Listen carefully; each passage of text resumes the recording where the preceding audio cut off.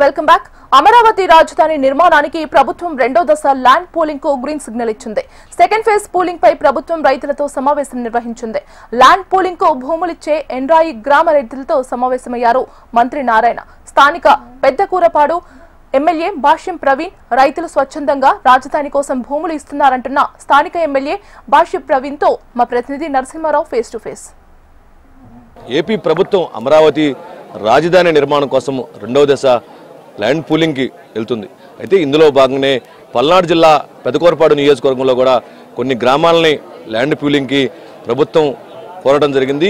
ఈ నేపథ్యంలోనే ఇక్కడ రైతులు ఏమంటున్నారు, ఇక్కడ నుంచి రైతుల నుంచి ఎలాంటి అభిప్రాయాలు ఉన్నాయి, దీనిపైన స్థానిక ఎమ్మెల్యే రైతులతో ఎలాంటి అభిప్రాయాలు తీసుకున్నారు, దీనిపై మనతో మాట్లాడడానికి పెదకూరపాడు స్థానిక ఎమ్మెల్యే భాష్యం ప్రవీణ్ గారు ఉన్నారు. ఆయన మాట్లాడమన్నాం. సార్ చెప్పండి, అసలు రెండవ దశ ల్యాండ్ పూలింగ్కి ప్రభుత్వం కోరుతుంది. ఈ నేపథ్యంలోనే మీ నియోజకవర్గం నుంచి ఎన్ని గ్రామాలు ఉన్నాయి, ప్రజలు ఏమంటున్నారు, వాళ్ళతో మీరు ఎలాంటి ఇంటరాక్షన్ ఏర్పాటు చేశారు?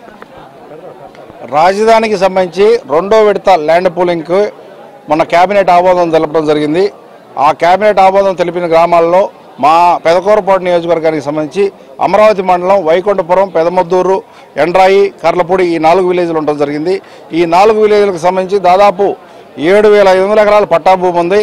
అట్లానే గవర్నమెంట్కి సంబంధించి దాదాపు ఇంకొక 1,000-1,500 ఎకరాల వరకు ఉంది. మొత్తం కలిపి 9,000 ఎకరాల వరకు ఈ ల్యాండ్ పూలింగ్ విధానంలో గవర్నమెంట్కి వచ్చే పరిస్థితి ఉంది. ఇకపోతే ప్రజలందరూ సానుకూలంగా స్పందించిన మేరట వారి గతంలో ఈ 4 గ్రామాల్లో కూడా గ్రామ సభలు పెట్టి రెవెన్యూ అధికారులతో, గ్రామ పెద్దలతో రెవెన్యూ మొత్తం కూడా మీటింగులు పెట్టి వాళ్ళ దగ్గర నుంచి మెజారిటీ పీపుల్ సానుకూలంగా స్పందించిన మేరకే ఈ నిర్ణయం తీసుకోవడం జరిగిందని ఈ సందర్భంగా నేను తెలియజేస్తాను. ఇకపోతే రాజధాని అభివృద్ధి గురించి గతంలో 14-19 మధ్యలో మనం మాస్టర్ ప్లాన్ రెడీ చేసి ల్యాండ్ పూలింగ్ చేసి అట్లానే వర్క్ మొదలుపెట్టేలోపు ప్రభుత్వం మారడం జరిగింది. తర్వాత వచ్చిన ప్రభుత్వం దాన్ని నిర్లక్ష్యం చేయడం జరిగింది. మన ప్రభుత్వం వచ్చిన తర్వాత ఆర్థిక వ్యవస్థ చిన్నాభిన్నం అవడం వల్ల ఫండ్స్ సెంట్రల్ గవర్నమెంట్ దగ్గర నుంచి కానీ బ్యాంకుల దగ్గర నుంచి కానీ తీసుకొచ్చి మొదలుపెట్టే లోపు వాతావరణ పరిస్థితులు అనుకూలంగా లేని పరిస్థితి. ప్రస్తుతం పరిస్థితులన్నీ అనుకూలంగా ఉన్నాయి. రాబోయే 6 నెలల్లో చాలా మార్పు చూస్తారు. లేకపోతే ప్రస్తుతం ఎమ్మెల్యేలకు సంబంధించిన క్వార్టర్స్ ఆల్రెడీ రెడీ అవ్వడం జరిగింది. అట్లానే ఎంప్లాయీలకు సంబంధించిన క్వార్టర్స్ కూడా దాదాపుగా రెడీ అవ్వడం జరిగింది. ఇవన్నీ కూడా రెడీ అయినవన్నీ కూడా సంక్రాంతి లోపు వాడుకలోకి తీసుకురావడానికి ప్రభుత్వం సన్నాహాలు చేస్తుంది.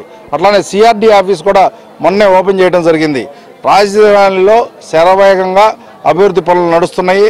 ఇక దీని గురించి ఎవరైతే చెప్పినా నమ్మే పరిస్థితి ఉండదు. ప్రజలు కూడా రాబోయే రోజుల్లో రాబోయే 6 నెలల్లో పెద్ద మార్పు చూస్తారు రాజధానికి. అయితే ఒకవైపు నుంచి వైసీపీ మాత్రం ఈ 29 గ్రామాల్లో 33,000 ఎకరాలు తీసుకుని దానికి అతిగతి లేదు, మళ్ళీ ఇప్పుడు రెండవ దశను వెళ్తుందని చెప్పేసి వాళ్ళు రియల్ ఎస్టేట్ వ్యాపారం చేస్తున్నారని ప్రతిపక్షాలు ఈ జిల్లాకు సంబంధించిన అంబటి రాంబాబు కానీ కొంతమంది నేతలు ఆరోపణలు, విమర్శలు చేస్తున్నారు. అదేనంటే రియల్ ఎస్టేట్ వ్యాపారం చేయడానికి భూములు ఇస్తుంది చంద్రబాబు నాయుడు గారికి కాదు, లేకపోతే ఏ ఊరికి పర్సనల్గా ఇవ్వట్లేదండి. ఇస్తుంది ప్రభుత్వానికి, సిఆర్డీ అనే సంస్థకి ఇస్తున్నారు, ప్రభుత్వానికి ఇస్తున్నారు. ప్రభుత్వం యొక్క అభివృద్ధి పనుల కోసం ప్రభుత్వం కోసం ఇస్తున్నారు. అది గుర్తుపెట్టుకోవాల్సిన అవసరం ఉంది. ఇకపోతే అభివృద్ధిని నిర్లక్ష్యం చేసింది గత ప్రభుత్వం, అదే అంబటి రాంబాబు గారికి సంబంధించిన ప్రభుత్వం. అది గుర్తుపెట్టుకోవాల్సిన అవసరం ఉంది. మా ప్రభుత్వం రాగానే చిత్తశుద్ధిగా రాజధాని మీద దాదాపు ఢిల్లీలో అన్ని అధికారులతో అన్ని సంస్థలతో మాట్లాడి పెద్ద ఎత్తున సంస్థలు రావడం కోసం, అభివృద్ధి కార్యక్రమాలు రావడం కోసం మా నాయకుడు చంద్రబాబు నాయుడు గారు, యువ నాయకుడు లోకేష్ గారు తిరుగుతూ ఉన్నారు. చివరిగా కొంతమంది రెండో దశ పూలింగ్ నేపథ్యంలో కొన్ని అనుమానాలు, అపోహలు ఉన్నాయి. అందుకని ఈ ప్రతిపక్షాలు చేస్తున్నటువంటి విమర్శలకి మీరు రాజధాని గ్రామాలకు సెకండ్ దశ ఇచ్చే వాళ్ళకి మీరేం చెప్పబోతున్నారు? రెండో దశ పూలింగ్కి సంబంధించి ప్యూర్లీ మా కాన్స్టిట్యున్సీకి సంబంధించి 4 గ్రామాలు మాత్రం పూర్తిగా ప్రజల కోరిక మేరకు మాత్రమే తీసుకోవడం జరిగిందని నేను నొక్కి మరీ చెప్తున్నానండి. ఎటువంటి అనుమానాలు, అపోహలు ఉండాల్సిన పని లేదండి.